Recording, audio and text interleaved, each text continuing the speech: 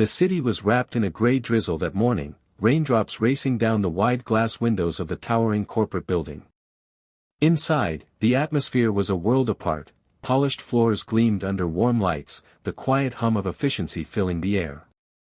In the corner office at the very top, the CEO sat behind a sleek mahogany desk, his pen gliding over a stack of contracts. Deadlines pressed on him like a weight, and every second seemed accounted for. Then, the sound of hesitant footsteps broke the steady rhythm of his work.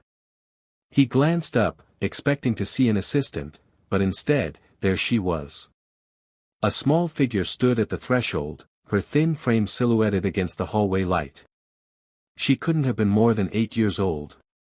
Damp strands of hair clung to her forehead, and her jacket hung loosely on her tiny shoulders, dripping from the rain outside. Her wide, uncertain eyes met his, and for a moment, she seemed almost too shy to speak. But then, in a soft, trembling voice, she said, "Mom's sick, so I came instead." The words hung in the air, startling in their simplicity. She stepped forward, clutching a crumpled, weather-worn envelope with both hands as if it were something precious. The CEO blinked, unsure whether to stand or speak, but something in the girl's presence made the room feel heavier, and quieter. He reached for the envelope, curious yet unsettled, sensing that whatever was inside carried far more weight than the paper it was written on. The CEO set the envelope gently on his desk, his curiosity deepening. Leaning forward, he asked softly, "Why did you come all the way here, sweetheart?" The girl shifted her weight, her small shoes squeaking faintly on the polished floor. "Mom cleans your office every night," she began, her voice barely above a whisper. "She couldn't come today, she's too sick. But she told me she needed to tell you." She glanced nervously around the vast office, its tall windows and shining surfaces a stark contrast to her worn clothes. "She didn't want you to think she was being lazy," the girl continued, a note of urgency creeping into her tone. "She said if she didn't tell you herself, maybe she'd lose her job." Her little hands tightened around the envelope until her knuckles turned white. "She wrote this for you. It's just to say thank you, for letting her work here." The words tumbled out quickly, as though she feared she might forget them. The CEO watched her closely. Every syllable carried a weight far too heavy for someone her age.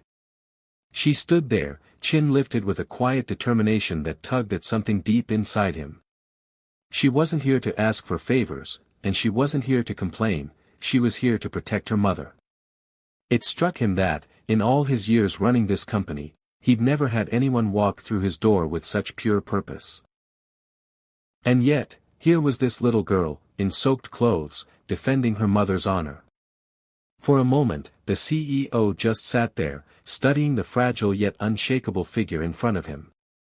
Her shoes, once pink, were now faded to a dull gray, the soles peeling at the edges. Her jacket sagged on her frame, clearly borrowed from someone much larger, and the cuffs were frayed from years of wear. She smelled faintly of rain and the faint, metallic scent of the city streets. As she stood there waiting, he felt an old, almost forgotten ache rise in his chest.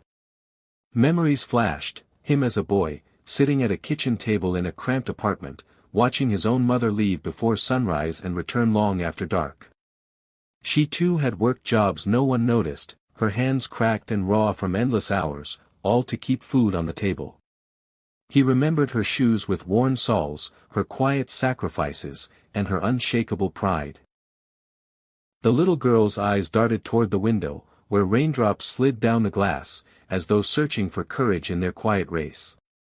She wasn't asking for pity, only making sure her mother's absence wouldn't be misunderstood. Something inside him shifted. The contracts on his desk suddenly felt unimportant, their black ink and fine print pale compared to the silent message in the girl's presence. She was here out of love, out of loyalty, and out of a sense of responsibility far beyond her years. And in that moment, the CEO realized this was not just an interruption to his day, it was a mirror to his own past. The CEO rose from his chair, the leather creaking softly, and walked around the desk until he was standing right beside her. "What's your name?" he asked gently. She told him, her voice barely above a whisper. He smiled faintly, then reached for his phone. Within minutes, his assistant appeared, confusion flickering across her face as he handed over his calendar. "Clear everything for the rest of the day," he instructed. The little girl's brow furrowed as he grabbed his coat. "Come on," he said, offering his hand. She hesitated, then slipped her tiny, cold fingers into his. Together, they walked out of the towering building, past rows of curious eyes, and into the drizzle outside. In the car, she directed him through streets that grew narrower and quieter until they reached a weathered apartment block. The paint was peeling, and the metal stair rails were rusted. He followed her up the creaking steps to a small door she unlocked with care. Inside, the air was warm but heavy. On a worn couch lay her mother, pale, coughing softly, and startled to see him. She struggled to sit up, apologizing between breaths for missing work. He waved it off, kneeling beside her. As they spoke, he learned she had been skipping her medication to keep affording rent and food. Without hesitation, he made a quiet promise to cover her medical care, pay the rent in advance, and offer her a better position that wouldn't endanger her health. Her eyes welled with tears, but the little girl only smiled, holding her mother's hand tightly. Weeks later, the rain had given way to crisp sunshine streaming through the office windows. The CEO stood near his desk, reviewing a report, when the door opened. This time, it wasn't a timid knock, it was the confident step of someone returning home. The little girl appeared first, her hair neatly tied, followed by her mother, now healthy and glowing with renewed strength. She approached him with gratitude shining in her eyes. "I don't know how to thank you," she began, her voice thick with emotion. "You gave me my health back, and my dignity." He simply shook his head. "You've given this company far more than you realize," he replied warmly. The girl hurried forward and wrapped her small arms around his waist, holding on tightly. For a moment, the busy world outside the glass walls seemed to fade away, replaced by the quiet truth of what mattered most. He looked down at her and said with a smile, "Your little visit reminded me what real success looks like. It's not in numbers or contracts, but in the lives we touch." As they left, laughter spilling into the hallway, he felt lighter than he had in years. That morning weeks ago had started like any other, a desk full of work, a mind full of deadlines.